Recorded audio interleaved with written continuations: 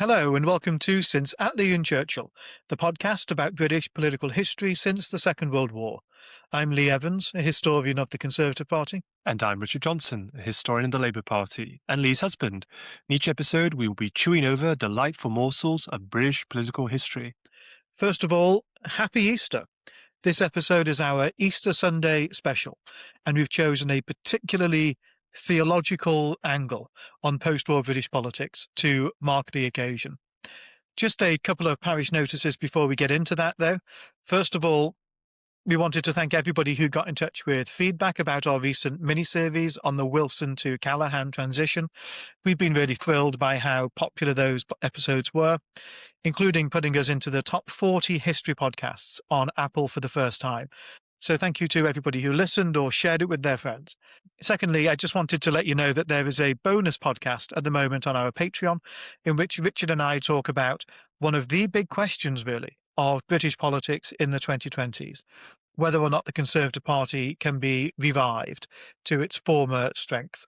There's a link to the Patreon in the show notes, and you can find the bonus episode there. And joining the Patreon is also just a great way to support the podcast and keep Since Attlee and Churchill going. This week, we want to look at the question of the faith of our prime ministers, particularly zeroing in on a couple of prime ministers we think found Christianity to be particularly important to their lives and perhaps to their politics.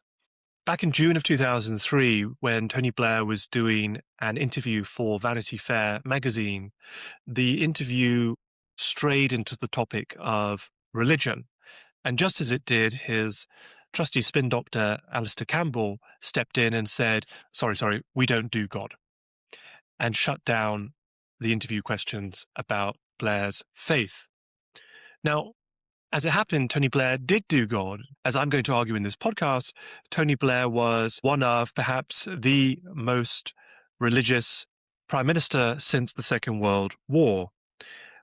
But many seized on those comments to suggest that there is something irreligious about the premiership and about British politics. And so often the faith of the British prime minister is not discussed in a way that, say, the faith of the President of the United States is discussed, although quite interestingly, when it comes to Donald Trump, he is not someone who actually talks a great deal about his religious convictions. But certainly back in, say, 2003, there was this big contrast between George W. Bush, who would pray openly and speak about how he had a personal born-again conversion experience, and Tony Blair, who, although was known to be quite religious, didn't speak about it as much. Anyway, we'll talk more about Blair later on in the podcast. But we're in a very different time now with our current Prime Minister, Keir Starmer. Keir Starmer is, as far as I know, the only openly atheist Prime Minister. When Starmer was Labour leader, he said very flatly in an interview, "I am not of faith, I don't believe in God." Now, we have had other prime ministers who have possibly been closet atheists or certainly agnostic, not quite as clear in their atheistical conviction as Keir Starmer seemingly is. Maybe the closest is Clement Attlee. 1965, so this is 2 years before he died, he was interviewed by his biographer, Kenneth Harris, who asked him, "Lord Attlee, are you agnostic?" "I don't know," Attlee replied. That's all he said on the matter. Harris tried again. "Do you believe in the afterlife?" "Possibly," Attlee answered. And that was it. There are prime ministers who definitely have been agnostic. Jim Callaghan, although he was raised by a very devout Baptist mother who was a single mother for much of his childhood, his father, who was away when he was a boy fighting the First World War and then returned and sadly died very young, not long after the war. His mother had to rely on the Baptist community in Portsmouth really to keep them going and was very, very strict about religious observance in the house. As a young man, Callaghan was very religiously observant himself, and indeed it's at a Baptist chapel that he meets his wife, Audrey. But once he enters politics, he seems to have drifted away from his faith. There are others, not post-Second World War, but close to it, like Neville Chamberlain and Ramsay MacDonald, who were Unitarians. They did believe in God, but they didn't believe in the divinity of Jesus or many of the kind of conventionally Christian theological assumptions. So there are, of course, many prime ministers who didn't do God. But in today's episode, we're going to talk about two who did do God. One is the aforementioned Tony Blair, who I'll be talking about, and the other is Harold Macmillan, who Lee will be talking about. We thought there are other good contenders for highly religiously devout and Christian prime ministers in the era since the Second World War. Margaret Thatcher could be up there. Gordon Brown, I think, certainly is. And we hope to do a bonus episode for our Patreon subscribers on the faith of Margaret Thatcher and Gordon Brown.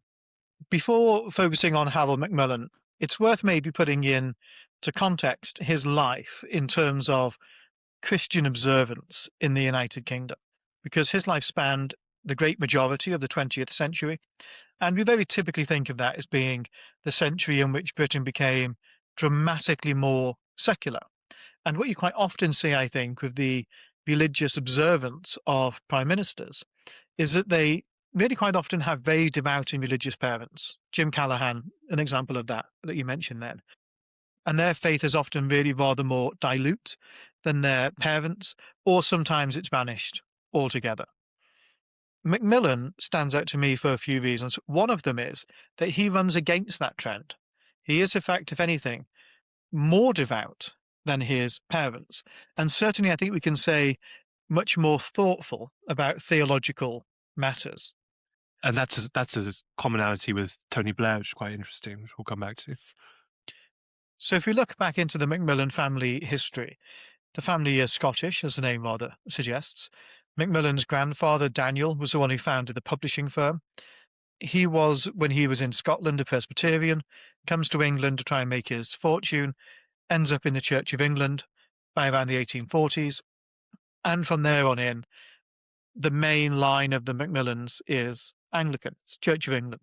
That is where Harold Macmillan's dad is.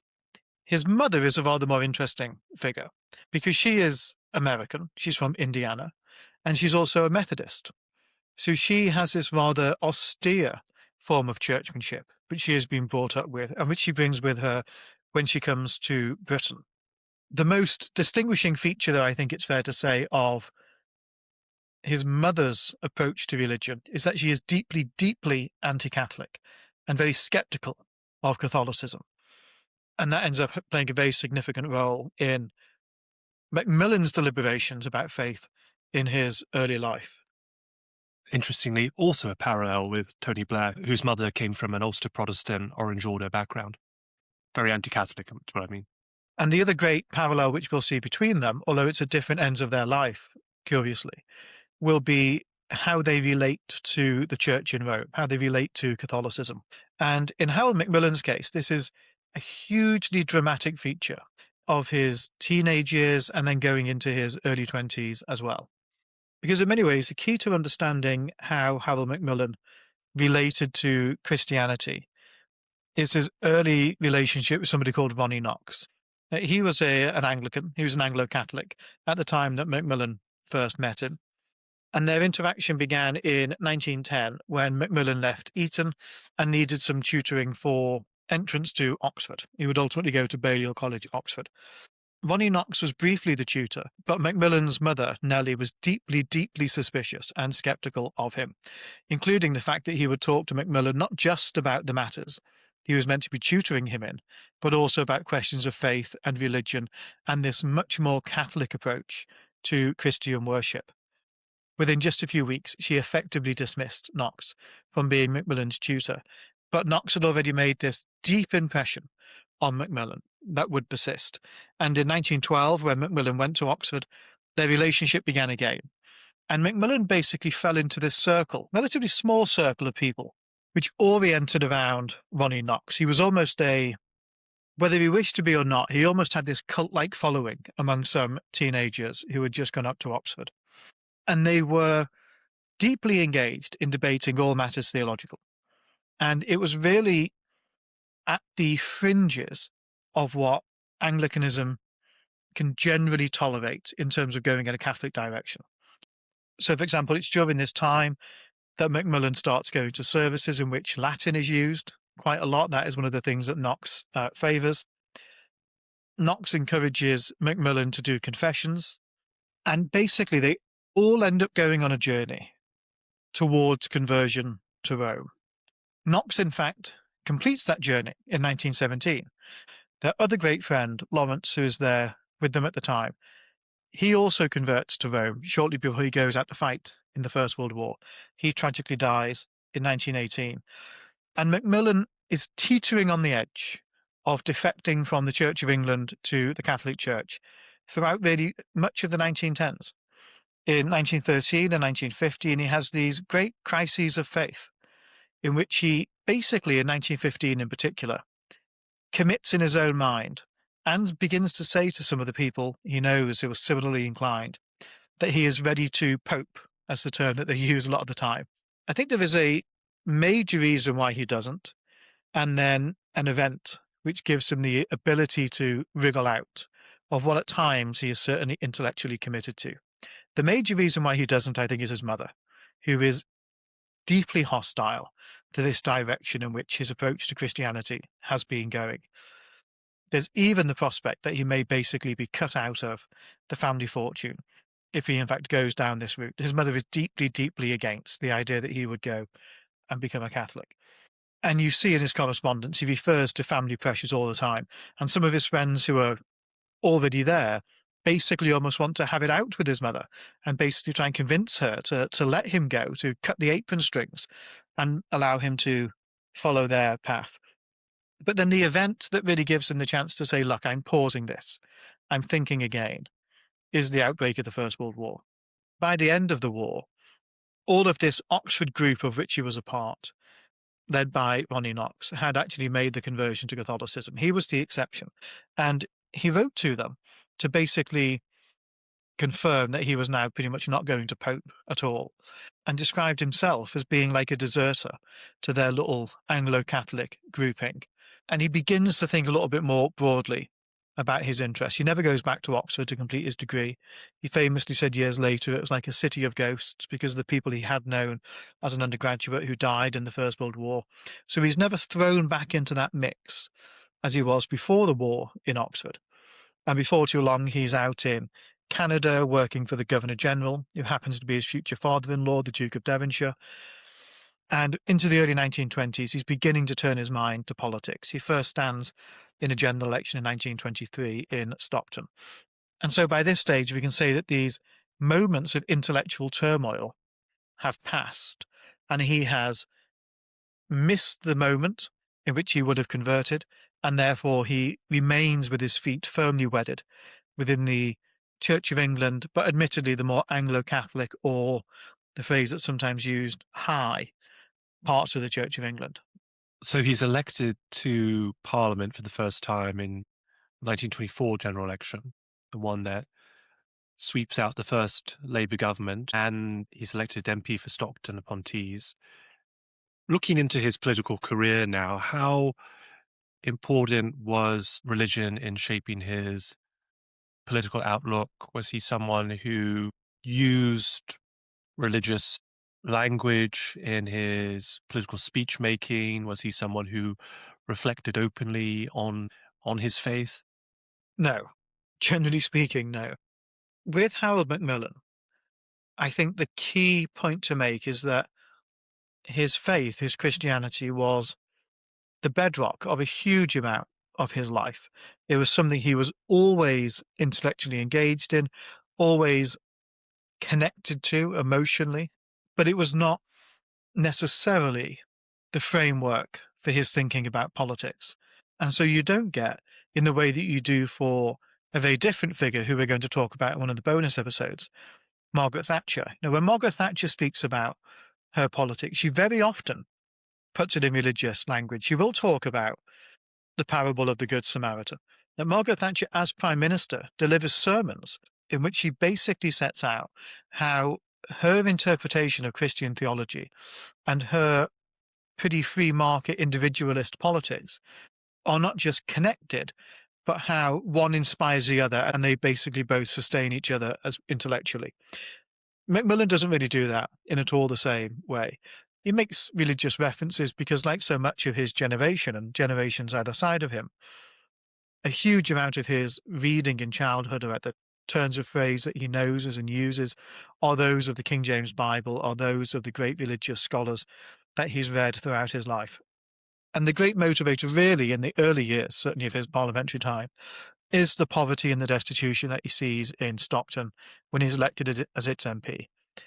Years later, he would look back on some of the intellectual debates and the great wranglings that they had about where the Church of England ought to sit and what its views ought to be and how it would relate to other churches, etc., back when he was at Oxford. And he dismisses them as being rather scholastic debates, as being detached from the material concerns of people, or even really from the salvation of people. He sees them as being these rather abstract debates that he was once fiercely engaged in and deeply committed to one particular view of.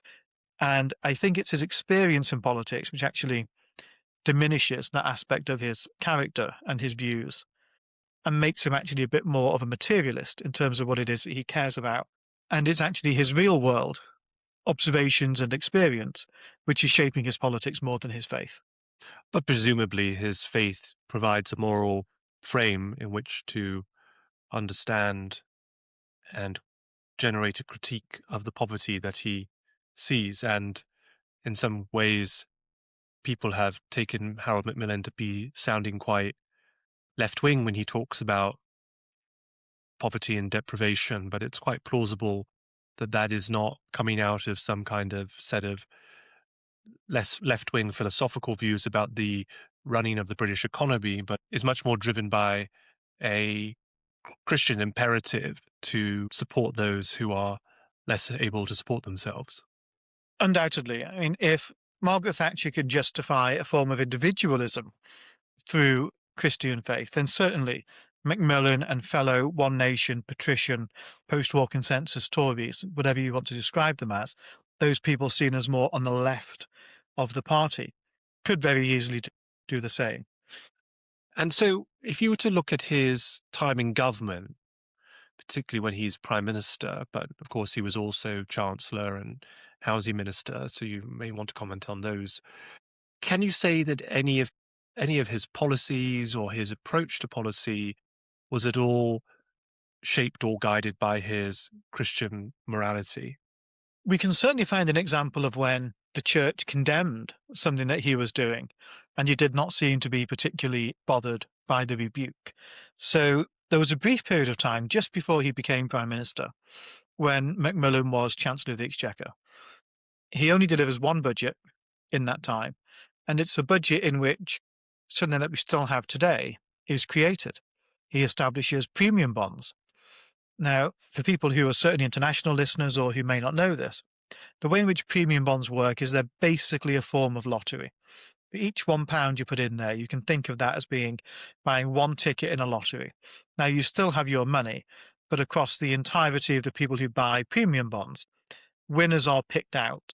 And somebody might win. Now, I think it's £1 million you can win at best, or there'll be smaller prizes further down. And across the whole pool, it pays out, say, 4% interest, as if your money was in a bank. But it's not like it's in a bank. Instead, there are winners, some of whom do much better than if it was in a bank, some of whom do slightly worse. It is, in a sense, a form of gambling, but your capital, what you originally invest, is never actually at risk. But this sense of it being a form of gambling was quite controversial. And years later, Macmillan reflected on it and spoke about how, quote, I introduced premium bonds, and the Archbishop of Canterbury accused me of demoralizing the English people. Sir Harold Wilson, a more powerful authority on ethics and morals, accused me of debauching them. Ha ha ha. It's one of those great sort of Macmillan lines. But it's true, the Archbishop of Canterbury did criticize him for doing this, but it did not deter him from the policy. In fact, he rather liked to say, if we cannot save sinners, let us at least make sinners save. When he was Prime Minister, he continued to clash with the Archbishop of Canterbury, a man called Geoffrey Fisher. And that's partly because they just didn't really get on.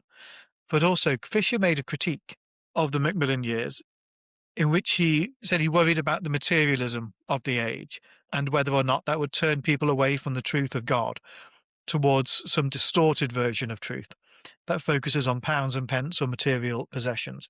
And he even used the phrase about never having it so good, which is so associated with Macmillan. But Macmillan's view on it, and this relates back to the Stockton point, was in fact that he sees the increasing material wealth of the country as actually being something that alleviates poverty for people who are destitute in this country. And that if the 1950s into the 1960s is a more materialist age, well, that is in fact a sign that there is more prosperity for people who had in past generations suffered. And he rather thought that was something the church ought to support. So you mentioned Geoffrey Fisher, the Archbishop of Canterbury. Perhaps this is a good opportunity for you to talk a little bit about Macmillan's views on church affairs and his relationship with the Church of England as Prime Minister. It is one of the curious things about the British Constitution that the Prime Minister traditionally would have some degree of influence over the direction of the governance of the Church of England, in part because the Queen, or the King now, is the supreme governor of the Church of England and has to make appointments, and the Prime Minister would advise the monarch on those appointments. The process has been somewhat stripped down now and mostly farmed out to a committee, as is so often the case with power in the British political system now. But in those days, prime ministers really did exercise their power of choice over the appointments of not just the Archbishop of Canterbury, but the bishops around the country. So what was Macmillan's relationship with the Church of England in those days? Well, Macmillan loved interfering in church affairs, I think it's fair to say. He was a great fan of Anthony Trollope, the Victorian author, who will make another appearance in this podcast. And many of Trollope's novels do include these plot lines about members of the church and how they're managing church affairs, etc. And Macmillan was quite steeped in that and quite liked, I think, experimenting with playing that role for himself. And so he would talk a great deal to Geoffrey Fisher about the affairs of the church. But Macmillan complained, "I try to talk to him about religion, but he seems to be quite uninterested and reverts all the time to politics." Well, 1961 was really the moment when Macmillan could exercise the greatest influence on this, because Fisher had said that he would be stepping down as the Archbishop of Canterbury. And so Macmillan moves at haste to get his own preferred choice of Archbishop of Canterbury in, and that's the current Archbishop of York, Michael Ramsay. This angers Fisher a great deal. Fisher does not want Ramsay, partly because they have different theological positions. Macmillan was not simply trying to pick somebody with whom he agreed. Ramsay was rather high church in the way that Macmillan was, but he was also a liberal, so he wasn't politically aligned with Macmillan. But nevertheless, Macmillan favoured him and wanted him over Fisher's choice of replacement, who was a more evangelical figure, the Bishop of Bradford, a man at the time called Donald Coggan. In some ways, you can see this as a forerunner to the 1963 Conservative leadership selection that we've talked about, when Macmillan, from his hospital bed, having just had prostate surgery, is moving these pieces on the chessboard to try and engineer Alec Douglas Hume's ascent to becoming Prime Minister and leader of the Conservative Party. And he does the same in 1961, moving at pace to try and get Michael Ramsay in as Archbishop of Canterbury.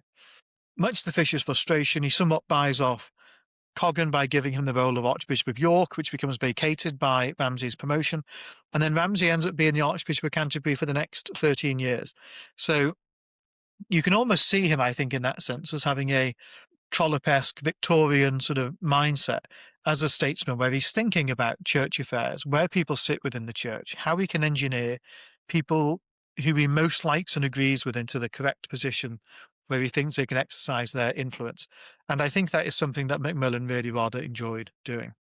And more broadly, what would you say was Macmillan's view about the role of the church in British public life and the role of faith in British politics?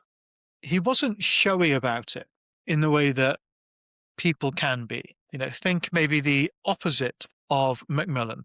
would be when you see the cameras in the Oval Office in the White House and all these people are around laying hands on Donald Trump and praying for him. That is the opposite of what Macmillan would ever do. But throughout his entire life, I think it meant a great deal to him personally, and also to how he thought a well-ordered society operated. So it becomes clear at times in his diaries, though he doesn't mention it very often, but at times in his diaries and sometimes his conversations with other people, it becomes clear that he prays a lot.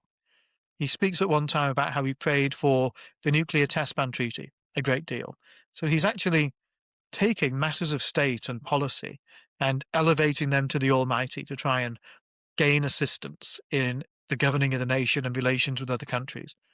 He says at one stage, "I don't think a nation can live without religion.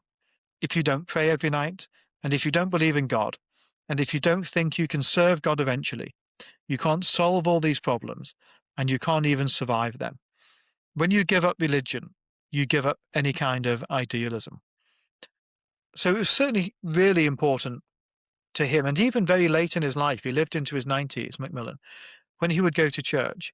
And sometimes as Prime Minister, he wouldn't be at church on a Sunday. He'd stay in bed almost exhausted.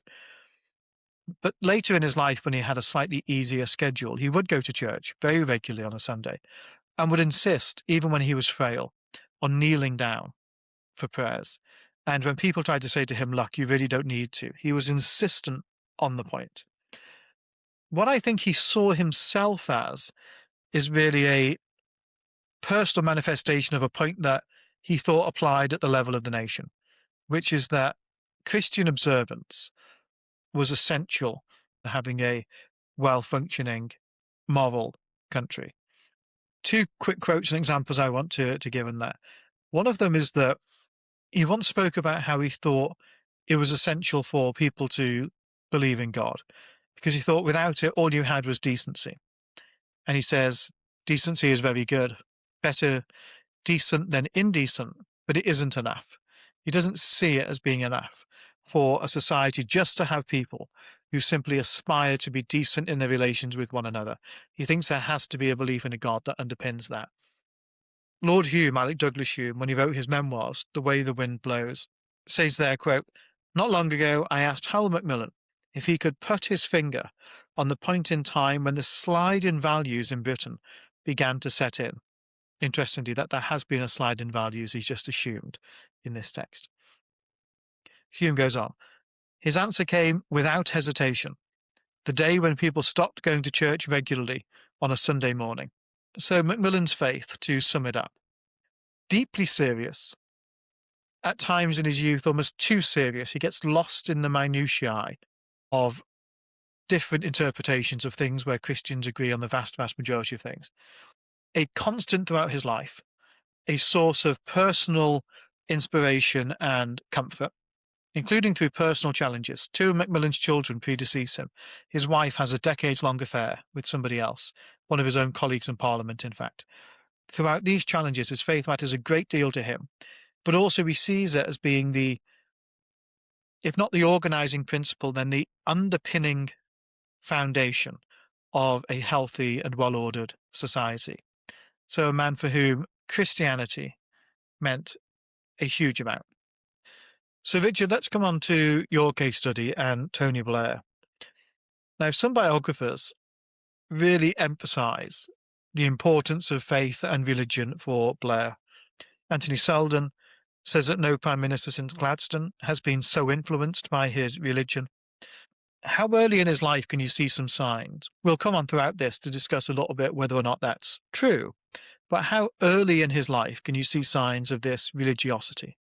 It's disputed as to how religious he was in childhood. If he was at all religiously influenced at home, that influence came through his mother. Blair described his father, Leo, as a militant atheist, someone who became actually more anti-religion, and uses the term anti-religion over time, especially when Leo's wife, Hazel, Blair's mother, died in her early 50s from cancer.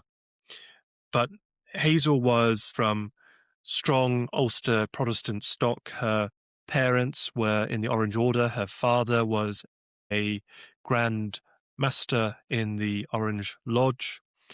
Tony Blair says that the last words of his grandmother when he went to visit his grandmother in Ulster when she was on her deathbed was she said, "Whatever you do, son, never marry a Catholic."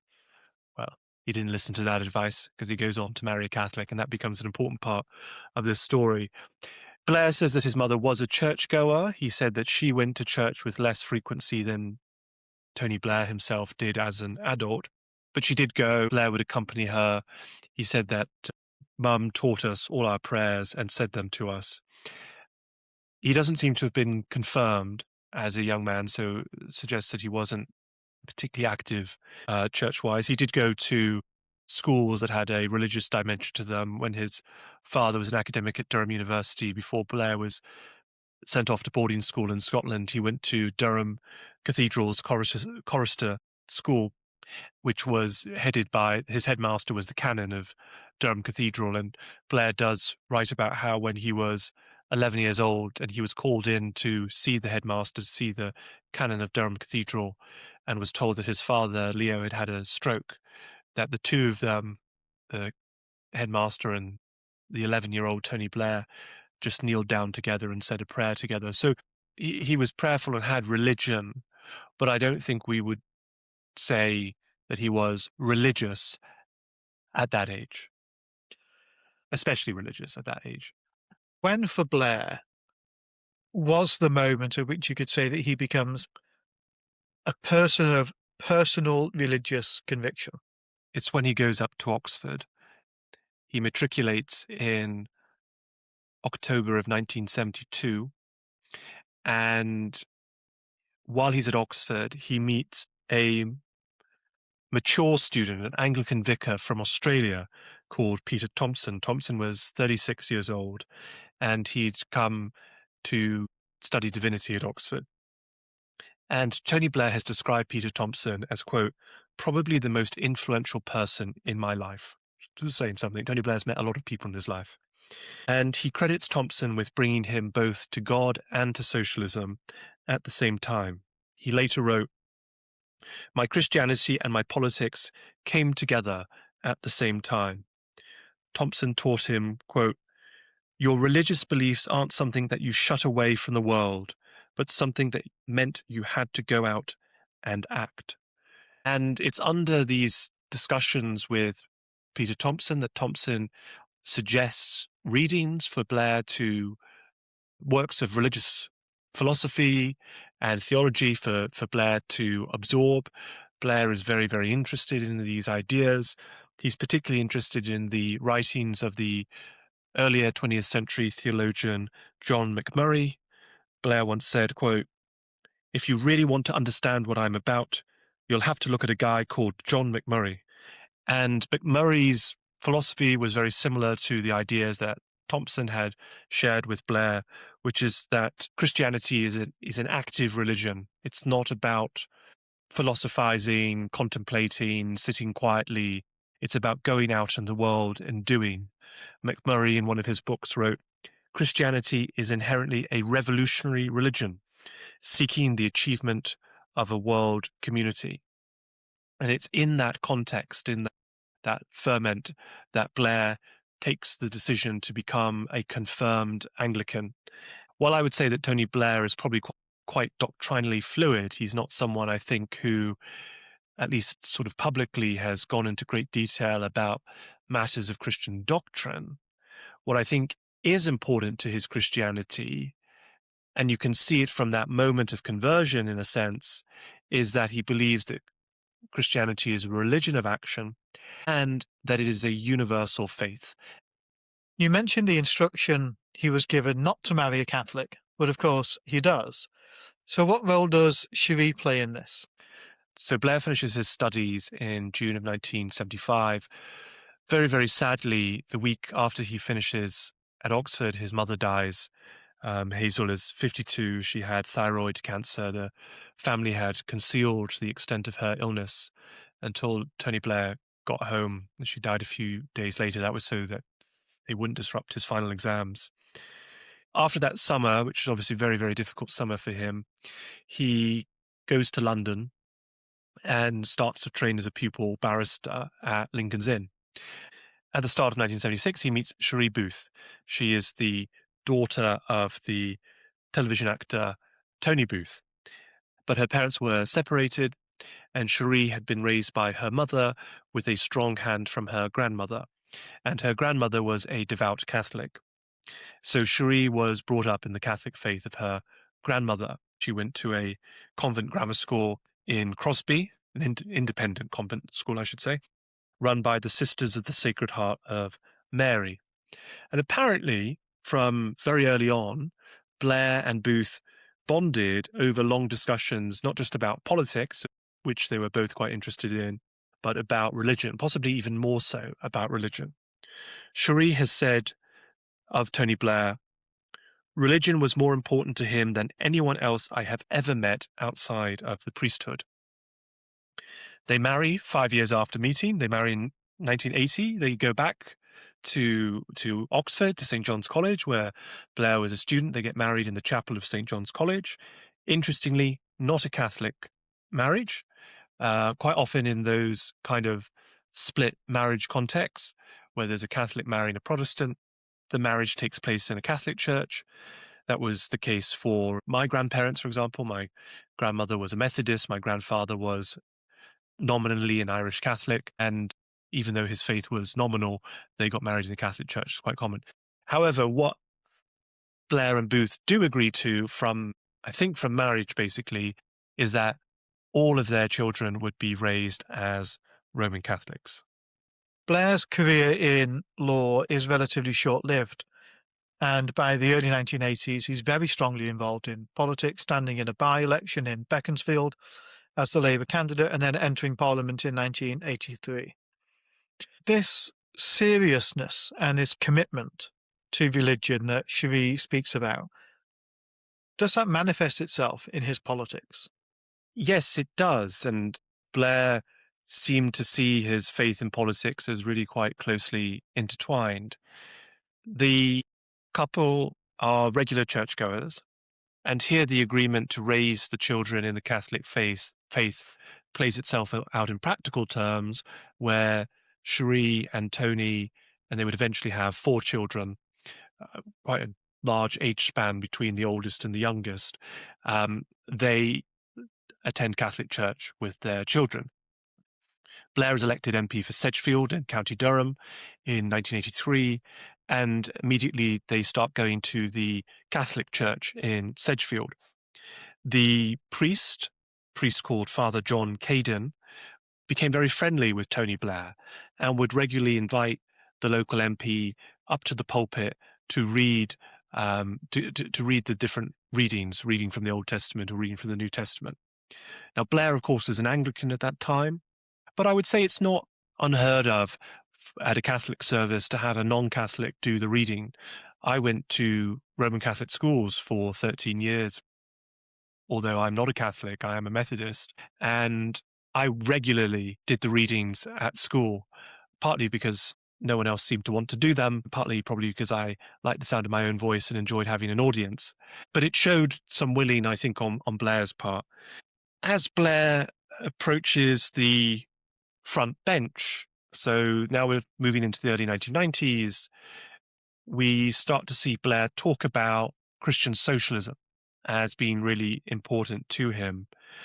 In 1992, when John Smith is elected leader, and Smith himself is a practicing Christian, in contrast to Neil Kinnock, who was an atheist, Smith sort of opens up, I think, a bit of space for Christians in the Labour Party to talk about their faith and connect it to politics.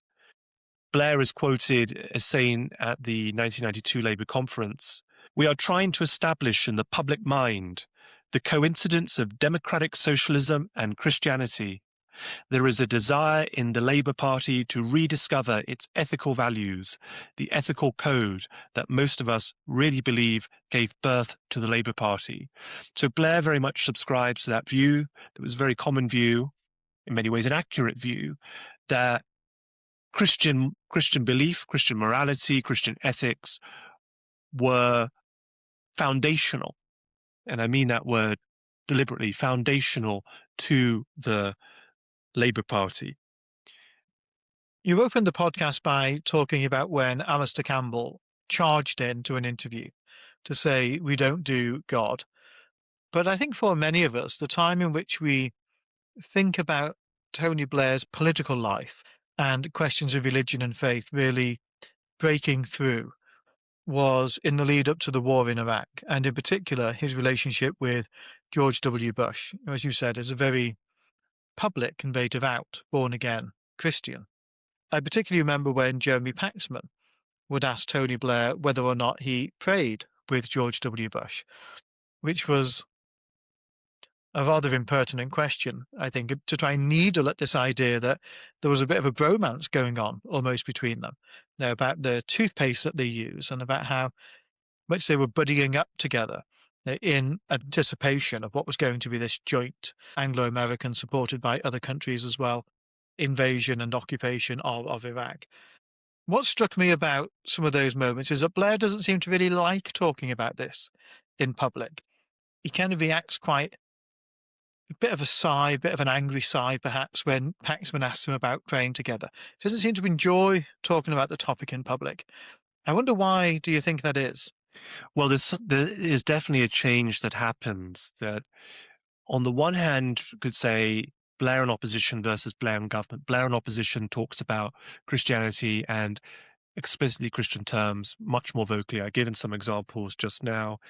In his 1995 conference speech, when he talks about socialism, he very heavily ties it into Christian morality. He says, socialism for me was never about nationalization or the power of the state, not just about economics or even politics. It is a moral purpose to life, a set of values, a belief in society, in cooperation, in achieving together what we cannot achieve alone.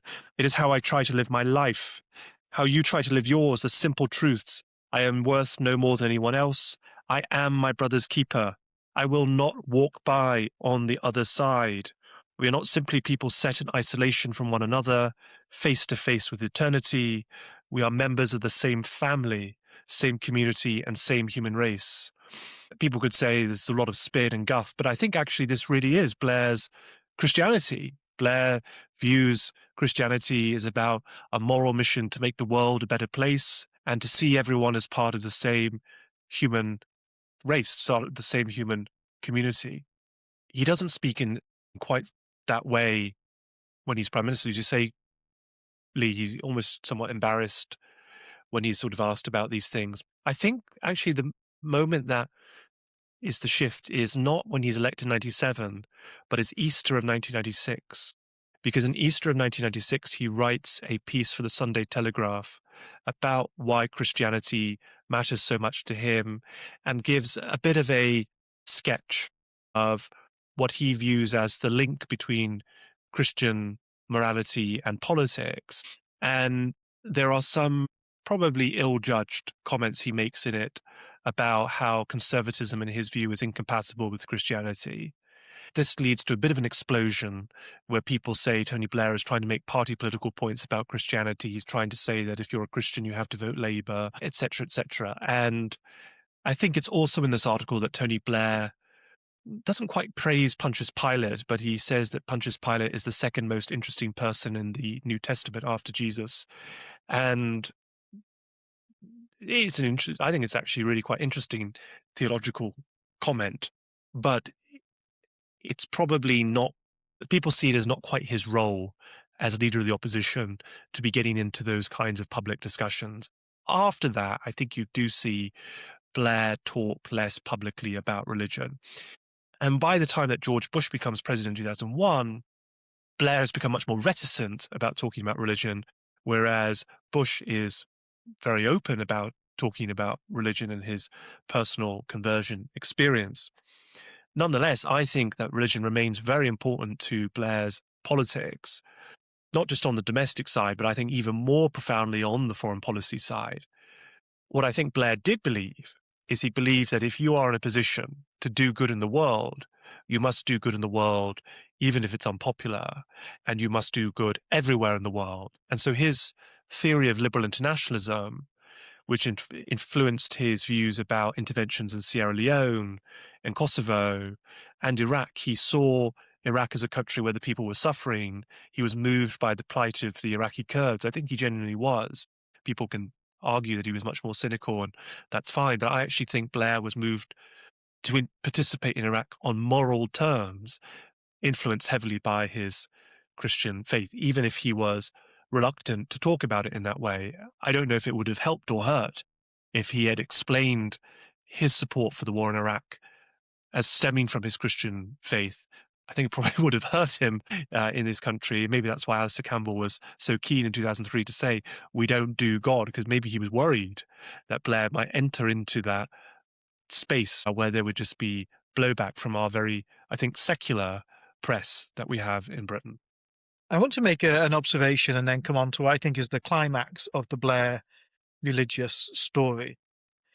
The observation is that I think Blair's devotion to Christianity and faith is really striking, but also quite curious. The way I think about Tony Blair is he's both literally, but also rather more symbolically, the first prime minister of the 21st century. When you see the people who come before him, stylistically they're different. He's the first one who really takes off his tie, rolls up his sleeves when he goes out there doing media appearances. Politically they're different. He's the man who remakes the Labour Party in the guise of the Third Way and creates new Labour rather than the Labour that's been there for much of the century before.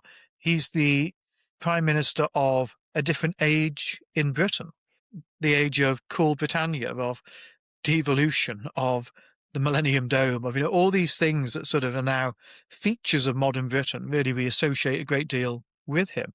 Different legal frameworks as well. The Human Rights Act, Supreme Court. He's the same man who sort of remakes Britain in all these quote unquote modern ways. And he is the figurehead of that modernity, for good or ill, which makes him a totally different figure from, say, Howard Macmillan, who we've also been discussing, sometimes described as the last Edwardian in Number 10. He wasn't really an Edwardian, but he was seen as having these Edwardian values.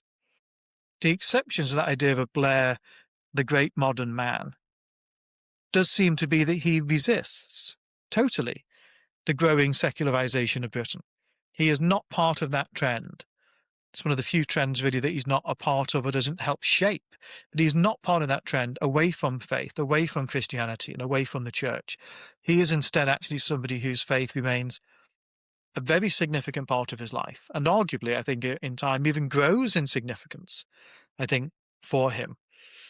And one of the signs of that is that he doesn't just, maybe like Macmillan did. Macmillan, by his 20s, got into a view of the church and churchmanship that you could say was a bit of a rut, where he basically just maintained those views until the day he died.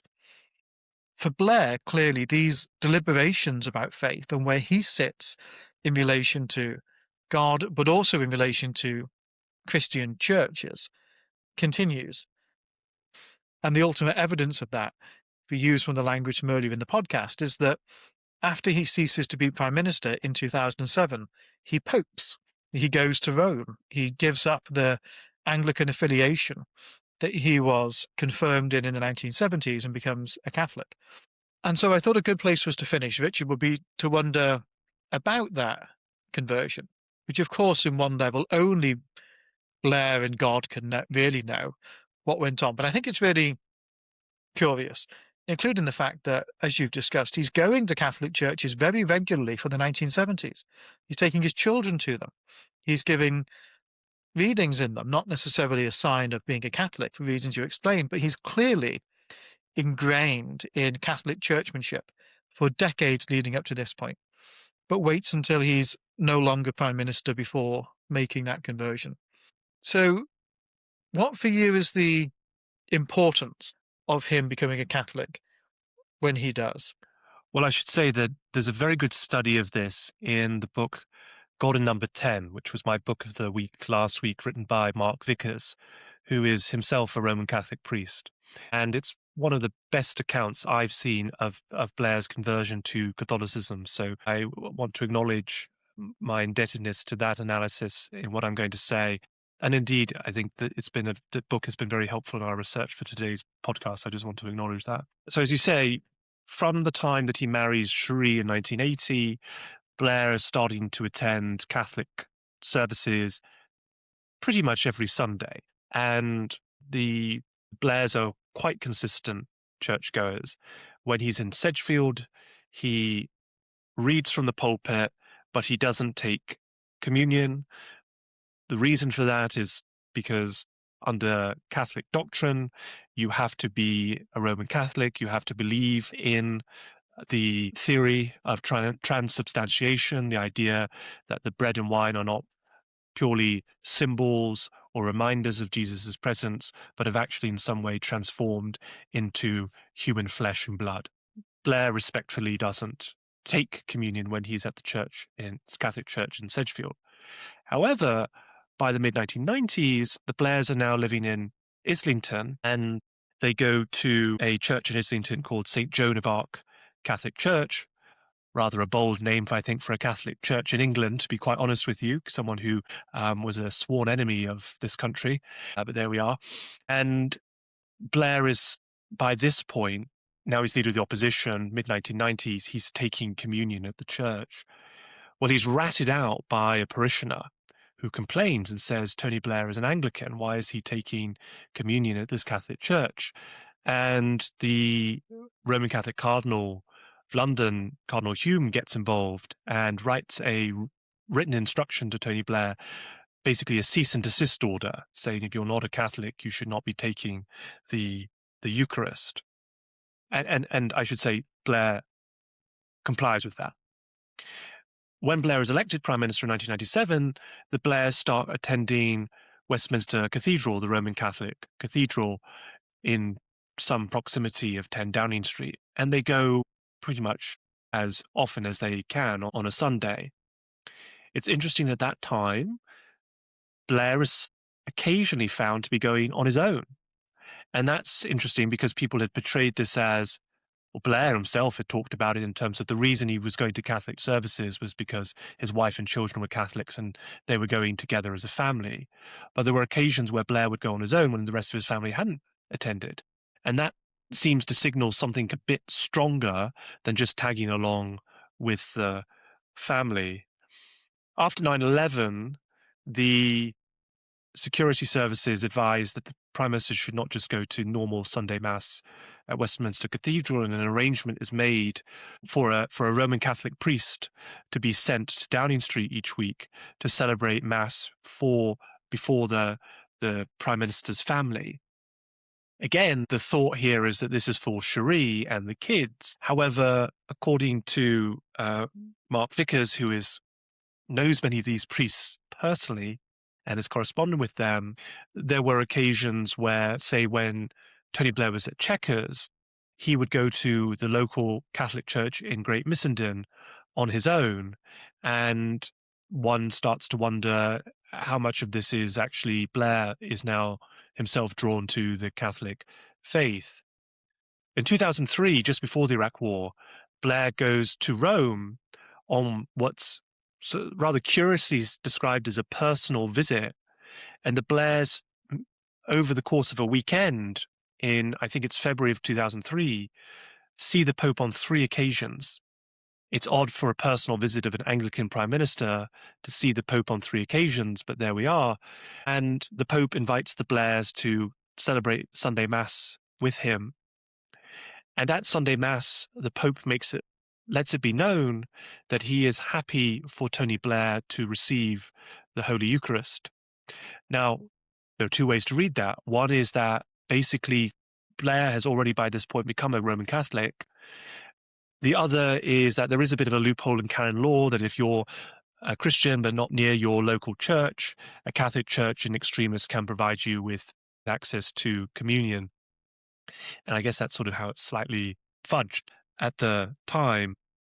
But I think it's probably the case, again, we can't look entirely behind the scenes here and certainly can't look into Blair's heart, but by this point, Tony Blair is, for all intents and purposes, in his sense of himself, a Roman Catholic.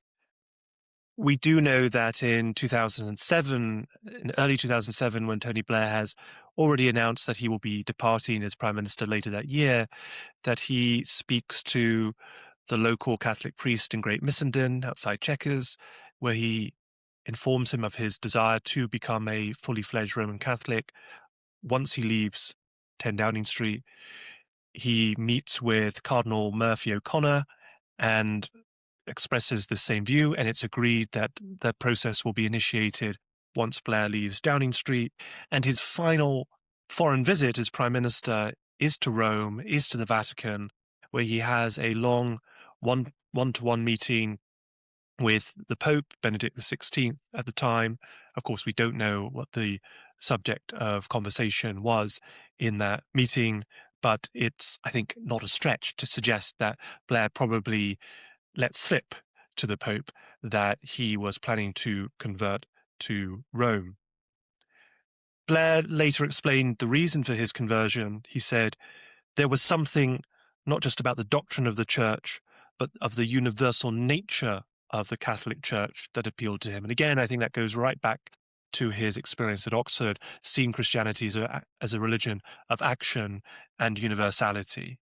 The key question, though, and this is a good point to think on which to end the episode, is why wait until he stopped being Prime Minister?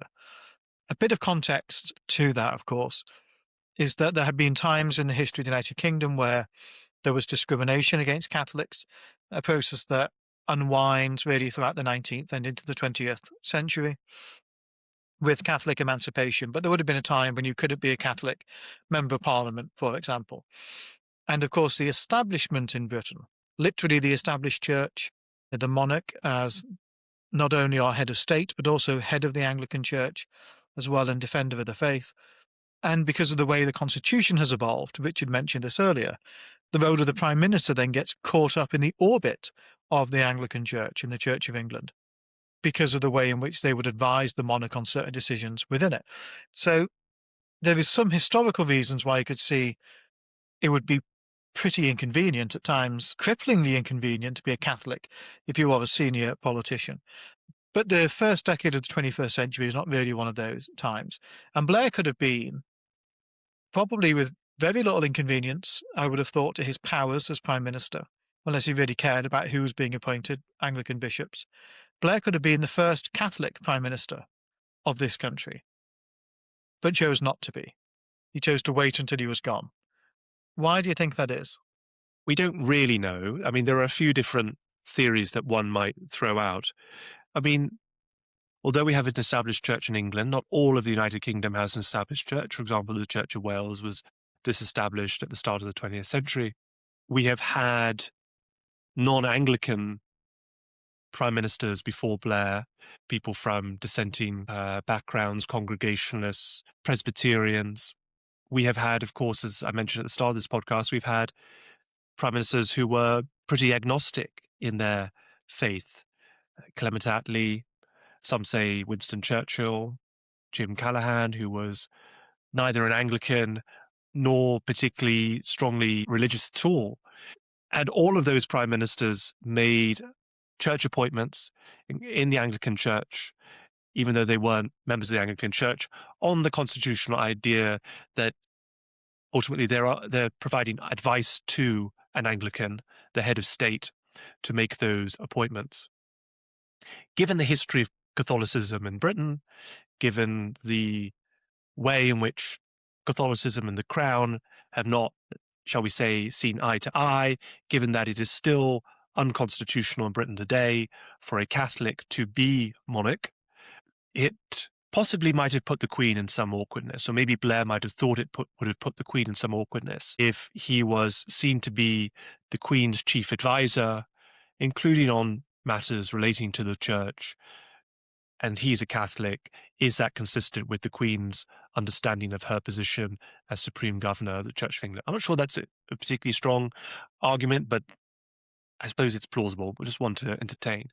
A second explanation is, of course, the delicate situation in Northern Ireland, historically divided between Catholics and Protestants, and the sectarian divisions in Northern Ireland. Blair, at the start of his premiership, well, in 1998, on Good Friday, 1998, again, tying us in with the Easter theme for this podcast, arranges a new governing framework for a devolved government in Northern Ireland. And that requires the buy-in of both the Catholic community, which was more left in its politics, perhaps more naturally aligned with some in the Labour Party, but not universally, and the Unionist Protestants, who were certainly their political parties were more to the right. And so perhaps if Blair had converted Catholicism, particularly at the delicate time, say in 2006, when actually devolution fell apart and he had to win Ian Paisley, the leader of the DUP, to work with Martin McGuinness, the leader of Sinn Féin, these sort of ancient hatreds and rivalries. Blair was trying to be a neutral arbiter in that situation. If in the middle of all that, Blair says, oh, by the way, I'm a Roman Catholic, maybe that might have been seen by Blair as disruptive. And the third explanation is perhaps Blair was too much fuss. I mean, you make out, Lee, that he could have done this without too much of a problem, and perhaps you're right. I think taking a rational view on this, that's probably correct. But perhaps Blair was so burned by his Easter 1996 experience of putting his faith into the public square and then having it thrown back at him in this sort of furore, which was completely distracting from what he wanted to focus on, that Blair just basically thought, not worth the fuss, not worth the effort. Maybe already the priests know that I'm basically a Catholic, and I'll just make it official once I leave Downing Street. I guess we'll never really know, except, Sir Tony, on the very small chance that you're listening, please get in touch. We finish as ever with a discussion of the books that we're reading at the moment. Mine actually also has a religious theme, which is that I'm reading Anthony Trollope's The Warden at the moment. And this was recommended on the podcast Quite Right, which is hosted by Michael Gove and Madeline Grant. Trollope's come up a few times on that podcast. And I think Madeline Grant mentioned this in particular as being a novel with a key conservative theme, which rather drew me into it. Trollope is a figure who comes up a great deal in biographies as being one of the key figures that a lot of our 20th century politicians have read a huge amount of. And he wrote an enormous volume of works, including 47 novels. The Warden is the first in what became the Chronicles of Barsetshire series, which was done as a TV adaptation of the Chronicles of Barchester. And themes within it are often very political, very churchy, really on the theme of the Easter weekend and what we've been talking about here, about how the church manages itself, about how people within and out with the church perceive it, including its financial affairs, which is the key crux of the story for the bit that I'm up to at the moment. I find Trollope quite a compelling writer. At times it feels quite matter of fact, but there are really quite funny flashes that you get throughout. He does offer quite a strong narrative voice throughout it, which I think some people have criticised about Trollope. But I rather like that in fiction, just as I do in non-fiction as well. I also find the characters in it so far quite compelling. And for me, this is the first time really dipping into Victorian literature in really quite a long time, really, since I was probably a teenager. And I'm enjoying it a great deal. And the good news is that if I enjoy it enough by the time I get to the end, there's a lot more Trollope to go. Richard, what book do you want to discuss this week? This week, my book is The Rural Voter, The Politics of Place and the Disuniting of America by Nicholas Jacobs and Daniel Shea. This is quite a new book that's out with Columbia University Press by two academics based at Colby College, which is a liberal arts college in rural Maine. Basically, the book is about the attitudes of rural Americans and whether there is something distinctive about the political ideas of Americans who live in the countryside compared to those who live in suburbs and urban America. I think part of the framing of this book is quite defensive because the authors who are clearly quite sympathetic to rural America, they've chosen to work at a rural university. I think they come from quite rural backgrounds themselves. They're trying to defend rural America from the vitriol of many of their academic and more urban friends and colleagues who blame rural America for Donald Trump and don't like traveling around rural America seeing Trump flags flying and this, that, and the other. And what they try to do in this book, through an enormous data set that they put together of historical voting patterns and also current views of rural Americans, is to mostly argue that there is more that unites rural, urban, and suburban America than meets the eye. That rural Americans are not these alien life forms that have a just completely different worldview from those who live in suburban and urban America. They do acknowledge that there are elements of rural culture which are different from suburban and urban culture, particularly around guns. This is something that's seen as very prized and valued among rural Americans in a way that it isn't for others. What I suppose what I like about the book is that it tries to take its subjects seriously. It tries not to condescend them. I think it's a little too defensive in some ways about rural America, but it is a very, very well researched book written by two authors who know, and I think I might even say love their subject, even if it's with some form of critical love. And actually, I think that's sometimes quite valuable and important in research as well. We'll have links to the chosen books in our show notes, but that's all for this week's Since Attlee and Churchill. If you've enjoyed listening to the podcast, we'd be thrilled if you left us a positive review wherever it is you get your podcast from.